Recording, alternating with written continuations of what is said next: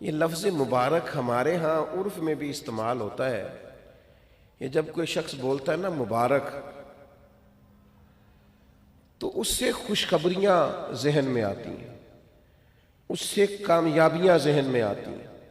جب کہا جاتا ہے آپ کو مبارک ہو، مبارکباد ہو، تو اس سے انسان کی حاشیہ خیال میں محسوس ہوتا ہے کہ کوئی عظیم انعام ملا ہے، کوئی عظیم رحمت عطا ہوئی ہے، کوئی منفرد سا حسین سا خوبصورت سا تحفہ ملا، کسی بہت بڑی کامیابی سے اللہ تعالیٰ نے ہمکنار فرمایا ہے، تو پھر کہتے ہیں مبارک ہو۔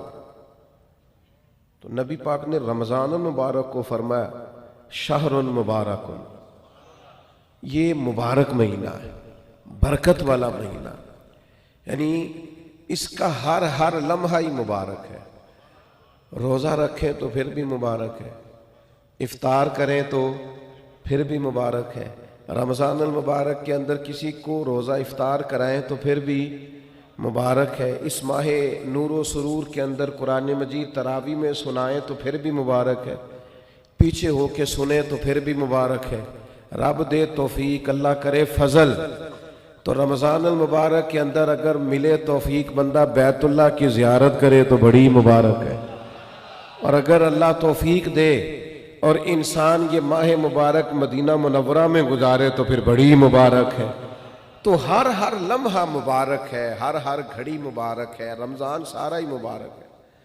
پہلا عشرہ بھی مبارک ہے، درمیان والا بھی مبارک ہے، آخری بھی مبارک ہے، تاک راتیں بھی مبارک ہیں، لیلۃ القدر بھی مبارک ہے۔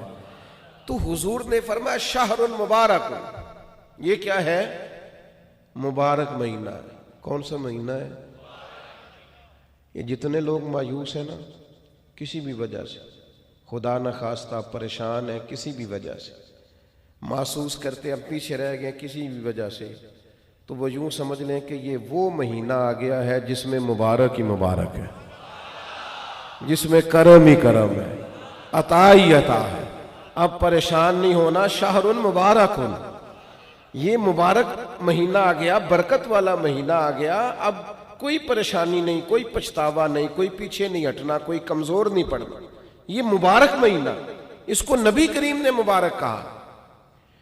تو اس کے لمحے لمحے میں آپ نے تصور باندھنا ہے کہ یہ مبارک دن ہے، اس میں رزق آئے گا تو وہ بھی مبارک ہی آئے گا، کوئی شخص ملے گا تو انشاءاللہ خیر ہی ہوگی، کوئی عمل کریں گے تو انشاءاللہ برکت ہی ہوگی، کہیں ہم اللہ کی رضا کے لیے کچھ خرچ کریں گے تو پھر بھی برکت ہی ہوگی، مہینہ ہی مبارک، اس کو نبی کریم نے مبارک کہا ہے۔ لہٰذا جو پریشان لوگ ہیں نا وہ یوں سمجھیں کہ رمضان کا چاند طلوع ہوتے ہی وقت ہی مبارک کا شروع ہو جائے گا، بیمار سمجھیں کہ شفا ہونے لگی ہے، مکروہ سمجھیں کہ رہائی ملنے لگی ہے، تنگ دست سمجھیں کہ وسعت آنے لگی، اور حدیث میں لفظ بھی ہیں، مشکوٰۃ شریف میں یہ لفظ حدیث کے موجود ہیں۔ حضور فرماتے ہیں رمضان المبارک میں مومن کا رزق بڑھا دیا جاتا ہے، اس کے رزق میں برکت کر دی جاتی ہے، اللہ تعالیٰ اپنے فضل سے وسعت فرما دیتا ہے۔